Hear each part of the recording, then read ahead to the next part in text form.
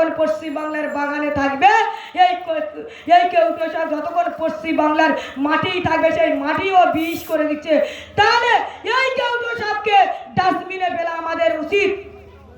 মাননীয় মমতা বন্দ্যোপাধ্যায়কে বলতে চাই, এমন অযোগ্য মহিলা প্রতিটা কথায় মানব না, মানছি না, ঠাপে বললে বিড়াল গাছে ওঠে না, মানব না। আমি সেই মাননীয়কে বলতে চাই, নিশ্চয় ওই বাংলাদেশের অনুপ্রবেশকারীরা এই পশ্চিম বাংলার মাটি থেকে ছিল, যেই মানে ঠাপ করেছে উনি যেই চলে গেছে দীপুদাকে যে হারে মারধর করে, যে হারে চিতার মতো দাও দাও দাও দাও করে জ্বলছেন, আর মাননীয়র মাথা ব্যথা করলো না, মাননীয়র একটু কষ্ট হলো না, মাননীয়র একটু বুকে যন্ত্রণা করলো না।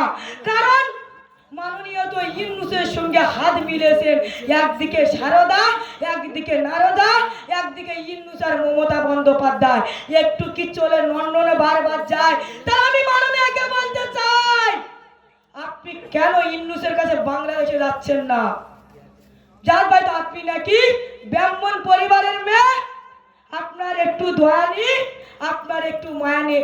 আপনার মতন ডাইনি এই নরকাত মহিলাকে টেনে হিজড়ে নাকে জঙ্গলে পাঠাতে হবে। এই পশ্চিম বাংলার জনগণের কাছে আমি আহ্বান জানাচ্ছি এবং স্বামীরাও আপনারা জাগ্রত হন।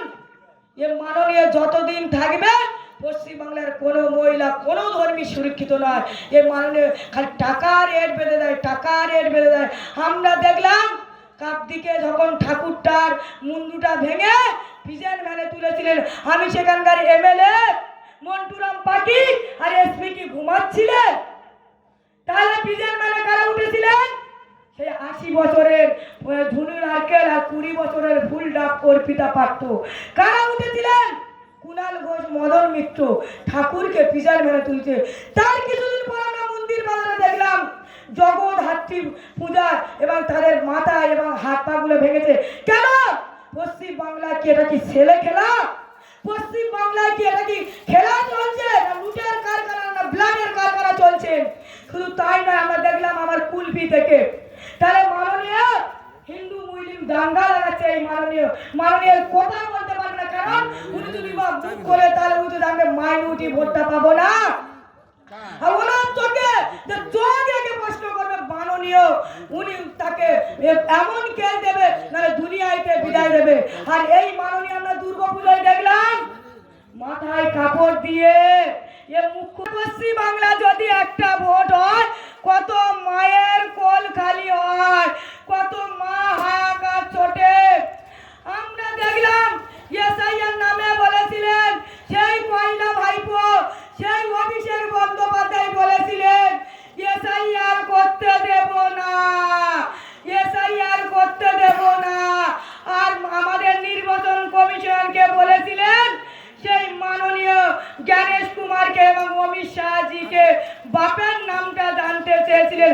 আমিও বলতে চাই সেই চোর বাপি হালদারকে এবং এখানকার যিনি বিধায়ক এমএলএ জয়দেব হালদারকেও বলতে চাই, তাহলে বন্ধু এসআইআর হলো, তাহলে এসআইআর হলো তো সেই বাপি হালদার এবং অভিষেক বন্দ্যোপাধ্যায় যত হরিভাবি বলেছিলেন গাছের গায়ে পিটিয়ে মারবো।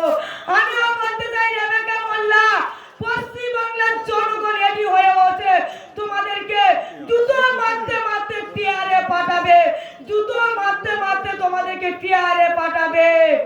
কারণ এসআইআর নামে মানে ঢেউ তুলেছে, আগুন তুলেছে, মানে বলেছিলেন আগুন জ্বালিয়ে দেবো।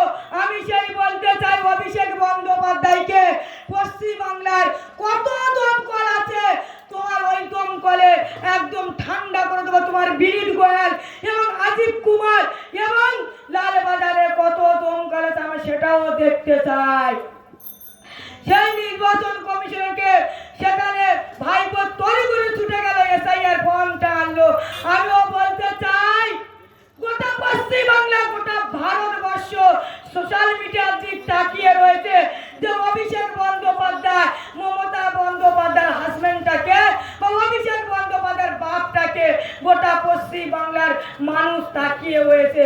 কারণ অভিষেক বন্দ্যোপাধ্যায় তো বলতে পারবেন না এবং নামটাও দিতে পারবেন না। এই এসআইয়ের নামে কেশারপুরে মন্দির বাজার, সেখানকার একজন পেয়ালাকে এমএলএ জয়দেবের ভাই বাসু হালদার তাকে এত মারধর করেছে এবং তাকে এফআইআর নিতে চাচ্ছে না। আমিও বলতে চাই, আইসি তোমার এই মন্দির বাজার তোমার বাবা কেলকের সম্পত্তি না যে তুমি মারবে ধরবে আর কেউ তোমাদের ওপর চোখে চোখ রেখে যখন প্রশ্ন করবে তাদেরকে কেস লিখবে। এটা কি পশ্চিম বাংলার মাটি? গোটা জনগণের ঘাঁটি। এটা পশ্চিম বাংলার মাটি, গোটা জনগণের ঘাঁটি। মোরা এক বিন্দু দুটি কুসুম, হিন্দু মুসলমান, মুসলিম তার নয়ন মণি, হিন্দু তাহার প্রাণ। মোরা এক বিন্দু দুটি কুসুম, হিন্দু মুসলমান, এবেকা তাদের নয়নের মণি আর পরিবেশ তার প্রাণ। আমি বলতে চাই সেখানে মারধর করলো, আর আমিও বলতে চাই আমার বাবার 2002 সালের নাম এবং মায়ের 2002 সালের নাম, দাদার 2002 সালের নাম রয়েছে, আর আমার নামটা কেটে দিয়েছে। আমি বিডিও সাহেবকে প্রশ্ন করেছিলাম যে আপনি এমএলএ জয়দেব হালদারের চটিটা কি পরে আছেন? যদি এমএলএ জয়দেব হালদারের চটিটা যদি পরে থাকেন ওই চটি খুলে আমি খালি পায়ে হাঁটাবো, আমার নাম রেবেকা মোল্লা, ট্রেনে হাইকোর্টে নিয়ে যাব। আমি বলতে চাই সেই বিডিও সাহেবের এবার এখানকার যিনি পিয়ার আলী সে ছাপকা মেরে যেতে ধর্ষণ করে যেতে তাদেরও বলতে চাই এবেকাকে এসআই থেকে নাম বাদ দিয়ে এবেকাকে কন্ট্রোল বন্ধ করতে পারবেন না। একটি আন্দোলন, বৃহত্তম আন্দোলন করবো গোটা পশ্চিম বাংলার জনগণের নিয়ে।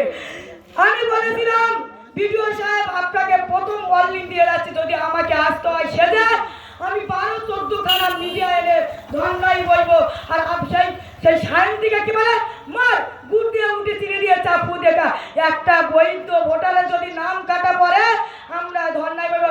আমি সেই সায়ন্তিকাকে বলতে চাই, সেই পাপি হালদারকে বলতে চাই আপনারা কোথায় আছেন? এবার বৈধ ভোটার এবেকা মোল্লা নয়, এবেকা কি বাংলাদেশের অনুপ্রবেশকারী? ধিক্কার জানায় সেই চোর পাপি হালদার যে সাপকা মেরে জিতেছে, যে পাপি হালদার বিরোধী বলে বলছে আমরা সৈন্য রাখবো। আরে সৈন্য পশ্চিম বাংলার জনগণের সময় এসে যেরকম 2011 সালে সিঙ্গুরার নন্দীগ্রাম থেকে যেরকম সিপিএম কে বিদায় দিয়ে দিয়েছেন, আর 26-এ এসআইয়ের